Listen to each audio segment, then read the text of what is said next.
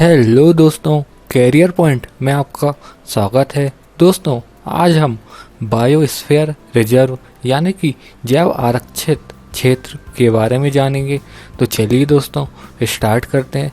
Biosphere reserve स्थलीय और तटीय पारिस्थितिक तंत्र के क्षेत्र हैं जो स्थायी उपयोग के साथ जैव विविधता के संरक्षण को समेटने के लिए समाधान को बढ़ावा देते हैं। बायोस्फीयर रिजर्व भूमि, जल और जैव विविधताओं के एकीकृत प्रबंधन का परीक्षण और प्रदर्शन करने के लिए जीवित प्रयोगशालाओं लिविंग लेबोरेटरीज के रूप में कुछ तरीकों से काम करती है। सामूहिक रूप से बायोस्फीयर रिजर्व एक वर्ल्ड नेटवर्क बनाते हैं। इस नेटवर्क के भीतर इंफॉर्मेशन एंड एक्सपीरियंस का आदान प्रदान होता है।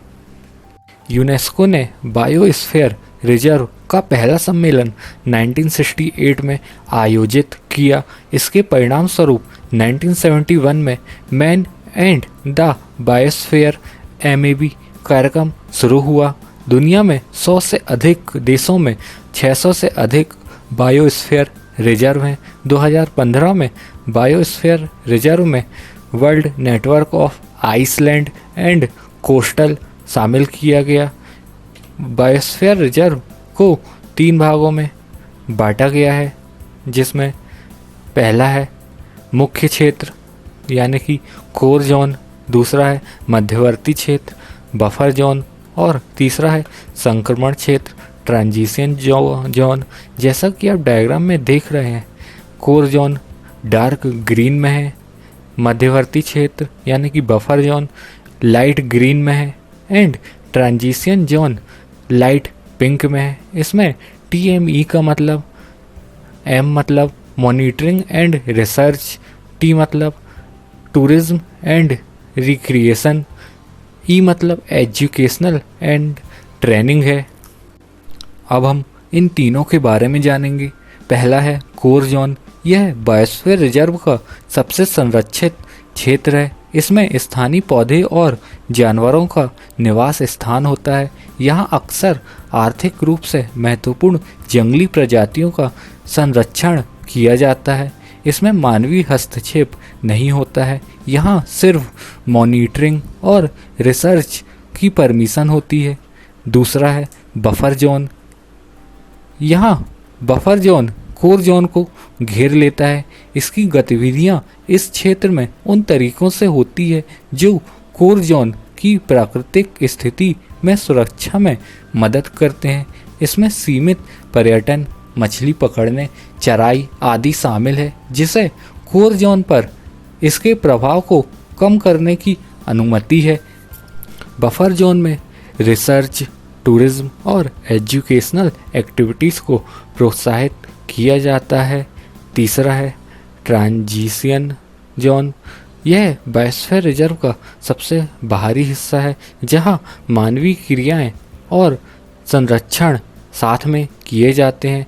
इसमें बस्तियां, फसलें, प्रबंधित जंगल और गहन मनोरंजन के क्षेत्र और अन्य आर्थिक उपयोग क्षेत्र शामिल होते हैं। भारत में कुल बायोस्फीयर रिजर्व 18 हैं और UNESCO man and the biosphere reserve में 11 शामिल हैं। इसमें हम सबसे पहले UNESCO man and the biosphere reserve में शामिल भारत के प्रमुख क्षेत्र के बारे में पढ़ेंगे, जिसमें पहला है नीलगिरी। यह भारत का पहला क्षेत्र है जिसे UNESCO man and the biosphere reserve में शामिल किया गया। दूसरा है गल्फ ऑफ मन्नार, तीसरा है सुंदरवन, चौथा है नंदा देवी, पांचवा है नॉरकेक, छठवा है पचमढ़ी, सातवां है सिमलीपाल, आठवां है अचानकमार अमरकंटक में, नौवां है ग्रेट निकोबार, 10वां है अगस्थामाला, 11वां है कंचनजंगा और इसके अलावा अदर जो बायोस्फीयर रिजर्व है जो UNESCO man and the biosphere reserve में शामिल नहीं है, वो है कोल्ड डेजर्ट, 13वां है दिहांग दिबांग 14वां है, मानस 15वां है, डिब्रू साइखोवा 16वां है, पन्ना 17वां है, the great Rann of Kutch 18वां है, शेष कलम। चलिए अब हम भारत के उन 11 बायोस्फीयर रिजर्व के बारे में जानेंगे जो यूनेस्को के man and the biosphere reserve में शामिल है, जिसमें पहला है नीलगिरी। यह भारत का पहला क्षेत्र है जिसे UNESCO man and the biosphere reserve में शामिल किया गया। ये इस्टेब्लिश हुआ था 1998 में। इसे UNESCO man and the biosphere reserve में शामिल किया गया 2000 सन में। यह वायनाड, नागरहोल, मदुमलाई, साइलेंट वैली में स्थित है और ये जिन राज्यों में स्थित है वो है केरल, तमिलनाडु, कर्नाटक। यह पश्चिमी घाट में स्थित है। इसका कुल एरिया 5520 वर्ग किलोमीटर है। दूसरा है गल्फ ऑफ मन्नार, मन्नार की खाड़ी। यह भारत का सबसे बड़ा बायोस्फीयर रिजर्व है। ये इस्टेब्लिश हुआ था 1989 को। इसे UNESCO man and the biosphere reserve में शामिल किया गया 2001 को। यह कोरोमंडल तमिलनाडु में स्थित है और इसका एरिया है 10,500 वर्ग किलोमीटर। तीसरा है सुंदरवन। ये इस्टेब्लिश हुआ था 1989 में। इसे UNESCO man and the biosphere reserve में शामिल किया गया 2001 को। यह पश्चिम बंगाल में स्थित है। यह पश्चिमी हिमालय का एक टाइप है। इसका कुल एरिया 9,630 वर्ग किलोमीटर है। यहाँ ज्वारी वन पाए जाते हैं और भारत में सुंदरवन डेल्टा का सिर्फ दक्षिणी भाग आता है, बाकी बचा हुआ भाग बांग्लादेश में आता है। चौथा है नंदा देवी। ये इस्टेब्लिश हुआ था 1988 में। इसे UNESCO man and the biosphere reserve में शामिल किया गया 2004 को। यह उत्तराखंड राज्य में स्थित है। यह पश्चिमी हिमालय का एक प्रकार है। इसका कुल एरिया 5,860 वर्ग किलोमीटर है। पांचवा है नोकरेक। ये इस्टेब्लिश हुआ था 1988 को। इसे UNESCO man and the biosphere reserve में शामिल किया गया 2009 को।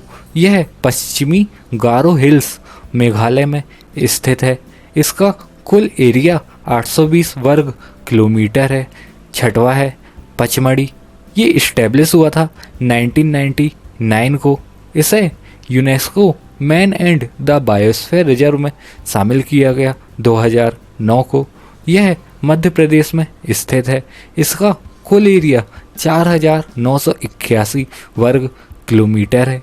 सातवां है अचानक मार अमरकंटक। ये इस्टेब्लिश हुआ था 2005 को। इसे UNESCO man and the biosphere reserve में शामिल किया गया 2012 को। यह मध्य प्रदेश और छत्तीसगढ़ राज्य में स्थित है। इसका कुल एरिया है 3,835 वर्ग किलोमीटर। आठवां है सिमलीपाल।